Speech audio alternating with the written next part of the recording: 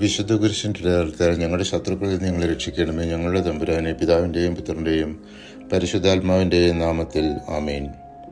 പഴയ നിയമ പുസ്തകത്തിലെ 10-ാമത്തെ പുസ്തകമാണ് 2 സാമുവേൽ.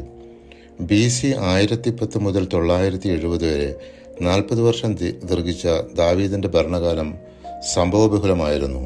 സാവൂളിൻ്റെ മകൻ ഇഷ്ബാലും ദാവീദിൻ്റെ മകൻ അബ്സലോമും സിംഹാസനം തട്ടിയെടുക്കാൻ നടത്തിയ ശ്രമങ്ങൾ വിജയിച്ചില്ല.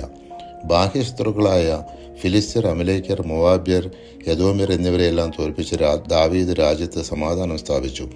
ദാവീദിൻ്റെ സിംഹാസനം എന്നേക്കും നിലനിൽക്കുമെന്ന വാഗ്ദാനം നാഥാൻ പ്രവാചകൻ വഴി കർത്താവ് നൽകി.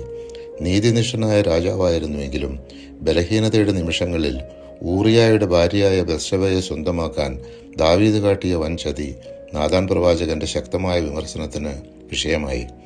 തെറ്റ് മനസ്സിലാക്കിയ ദാവീദ് ഉള്ളുരുകി അനുതപിച്ചതാണ് നാം 51-ാം സങ്കീർത്തനമായി കാണുന്നത്. ദാവീദിന് ബത്ശബയിൽ ജനിച്ച പുത്രനാണ് സോളമൻ.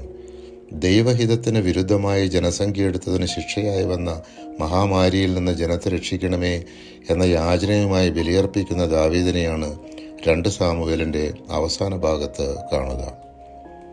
സാവൂളും മകൻ ജോനാഥനും കർത്താവിൻ്റെ ജനമായ ഇസ്രായേൽ കുടുംബാംഗങ്ങളും യുദ്ധത്തിൽ കൊല്ലപ്പെട്ടുവെന്ന് ഒരു അമലേക്യൻ വന്ന് ദാവീദിനെ അറിയിച്ചപ്പോൾ അവൻ ഉപവസിച്ച് പ്രാർത്ഥിച്ചു. അവരെക്കുറിച്ച് ഒരു വിലാപഗാനം പാടി.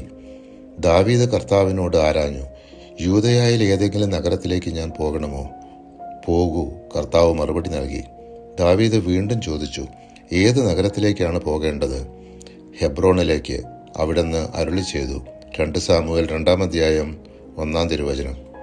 യൂദയായിലെ ജനങ്ങൾ വന്ന് ദാവീദിനെ തങ്ങളുടെ രാജാവായി അഭിഷേകം ചെയ്തു. സാവൂളിൻ്റെ സൈന്യാധിപനായ അബ്നെയർ സാവൂളിൻ്റെ മകൻ ഇഷബോത്തിനെ ഗിലെയാദ്, ആഷേർ, ജസ്രയേൽ, എഫ്രായിം, ബെഞ്ചമിൻ തുടങ്ങി ഇസ്രായേൽ മുഴുവനിലും രാജാവായി വാഴിച്ചു. ദാവീദ് യൂദാ ഭവനത്തിൽ രാജാവായി ഹെബ്രോണിൽ 7 വർഷവും 6 മാസവും ഭരിച്ചു. പരിശുദ്ധാത്മാവെ, തിരുവചനത്തിൻ്റെ അനന്തശക്തിയാൽ ആത്മാവിൻ്റെ ബലങ്ങളും ദാനങ്ങളും നൽകി തീക്ഷ്ണതയാൽ ഞങ്ങളെ ജ്വലിപ്പിക്കണമേ.